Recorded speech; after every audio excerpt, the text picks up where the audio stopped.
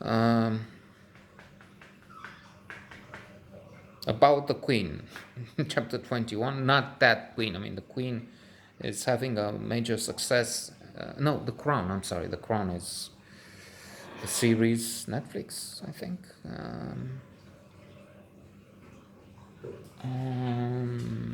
About that monarch. I've seen the first series, not the second, not the, this is the fourth, whatever. So what I left off at one point in previous episodes, so to say, like on those professional, real productions.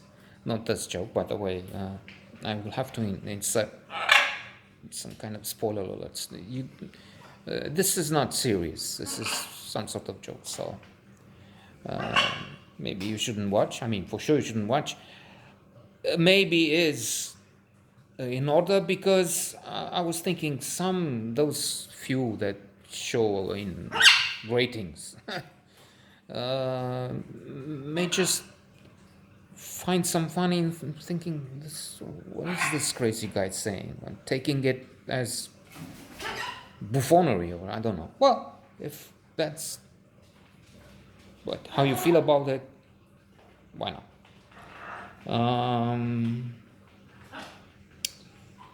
So yeah, Sofia. In some previous episodes, we had that trip by train to Sofia because, according to the contract, she had to do things these two guys said. The one from here, and especially the guy who was in charge in Sofia, Bulgakov. He wasn't Bulgakov, but some sort of a dubious guy, not a mafia type, no, but he wasn't a kind, nice, gentle person either, in my view. I was jealous. I was, in fact, mad with jealousy. Othello, the handkerchief Desdemona was crazy in Sofia. The lowest point was reached there, surely. Well, there would be a slap on the face, literally, later. But we're still in Sofia for a while. And we set up a hotel somewhere. There was this gig going. She went on stage for, I don't remember anything actually from the stage. What I do recall, because that was intense and that probably blinded yours truly for almost the whole rest of it. I think I remember something. Termină mă, porcu, naibii ce ești, porc, animal, idiot.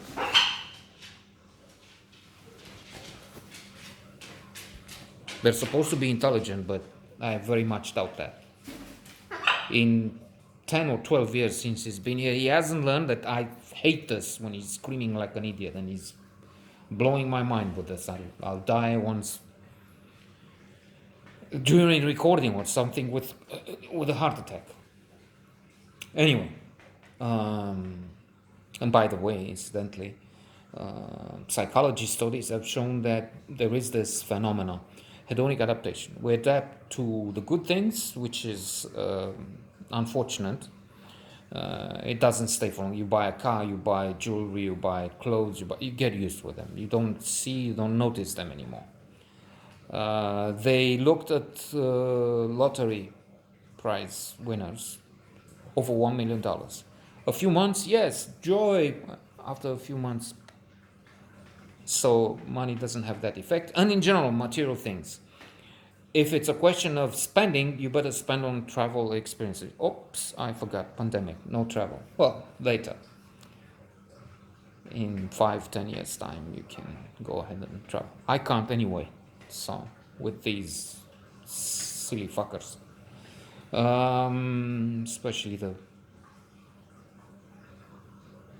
golden blue Balzac.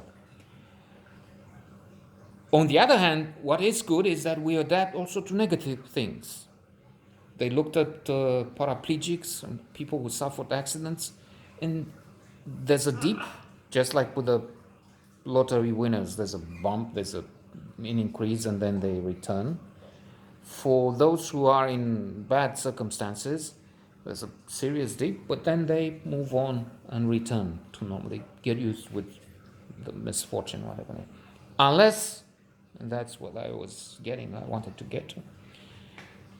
You're in a few of the situations. You lose a dear one, that's not something, well, mostly, eventually, for many people, they get used with the idea of losing the parents. We all lose our parents, eventually.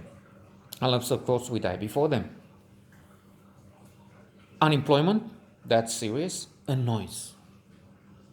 Interesting. That's why I can't, in 10 years, I will never get used with these screams. And they say if you're thinking of moving near an airport, with the notion that, okay, it's noisy, but no, you don't want to move near, well, it's your business. But returning, in the evening anyway, I guess we only stayed one night, maybe two. They went off to the disco, and I didn't. Maybe because she again prompted, she said, let me go with them so that let's not give them the impression that maybe you shouldn't come because I will have to dance with the guy and maybe he will fuck me near the stage. I'm just being an idiot, like always. More of an idiot, if you will.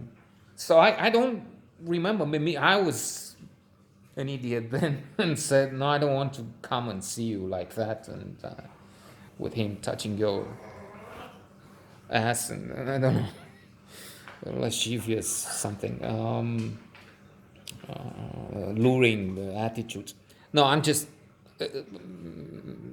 speculating and lying, if you will, about it, because I have no idea. I don't know. But the fact of the matter is, for whatever reason, my stupidity, which, again, it's interesting to analyze, to do this for nobody except for our own pleasure, for self, because you find some possible allies, blind allies, quite often. And I'm thinking, it couldn't have been me suggesting, no, you go ahead, I stay here and watch television or whatever, because then I wouldn't be so fucked up, which I was. I mean, after some time, blind alley. It could have been me, but I didn't like the notion that they're not coming back. 11 midnight, I don't know when they came, 1. She did come when we made love, that's true, but with the nightmare, with the horror pictures in this stupid head, that Othello scenarios, maybe real, maybe not. Probably not real, I would say. Okay, so what they did is they went to this disco up to 10, 11 o'clock. And then he took her to his house, his flat, or another hotel. In this hotel at the first floor, 10th floor, whatever floor, in a room, and he fucked her. He's fucking her right now. And I'm dead. I'm just lost, useless. Motherfucking waste of space. You're a waste of space. That's Fawlty Towers. Strongly recommended. And not just because I'm saying it. It was a phenomenon. So many said this is one of the best 10 series you can ever see. And it's just 5, 6 episodes. So John Cleese, the one with the Monty Python team behind Life of Brian, Monty Python and the Holy Grail, and so on. So the best comedy team ever. Not because I say so. Monty Python's Life of Brian is considered by some critics to be number one, the best comedy ever. And surely, by all that know anything about comedy, about movies, one of the best 10, 20, there in the top 100 in any case. But in Fawlty Towers, John Cleese is a hotel manager, an owner, and he has Manuel, this helpless waiter, Jeffrey Sachs, coming from Barcelona, and not very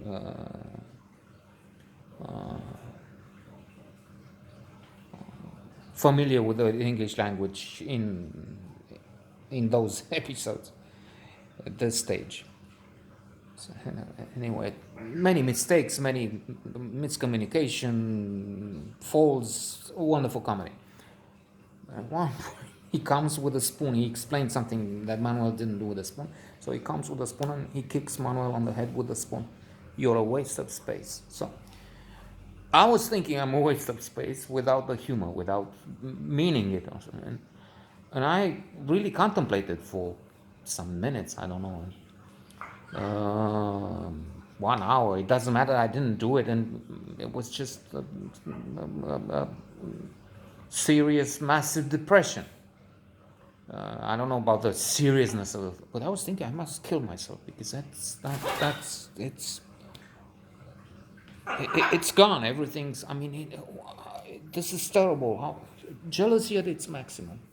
So, which to anticipate, indeed. Concentrated on myself for those hours of pain and illusion and nightmare and I don't know, horror pictures and false images. Maybe false. I guess false. Who knows? What does it matter? As in the brilliant Diary of a Provincial Lady, which I just noted on my blog and on Goodreads. Spectacular book, phenomenal, wonderful, divine. At one point, there's a character who says about the tennis games. They lose tennis games, and they play. The heroine, narrator, the provincial lady plays terribly. They lose at the double, and the other says, "Well, what will this matter in 50 years' time?"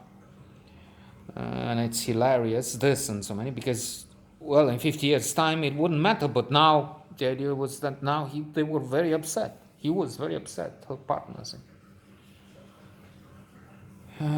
So if I was thinking how serious, I don't know, there were terrible moments of throwing myself through the window. We were at the high enough floor to cause damage, perhaps terminal damage, probably terminal. But then later, a few months later, when the same thing in a way happened in our town, we went to the hotel for her to see this guy, and she goes to the room alone, says something about me being not the butler, not the servant, not the errand boy, not the, which I was maybe, but something, my agent is here, and he will wait for me or something. And when she came back, when she said that, I slapped her face, physically, which is a shame, and probably 30, 60, 70%, I don't know, the reason why she would say, get lost. I mean, not in those points, but she would go her own way later. Or maybe not 60, 70%, maybe just 10, 5%, because anyway, there was no chance, slap or no slap. Yeah, well, see you tomorrow, maybe.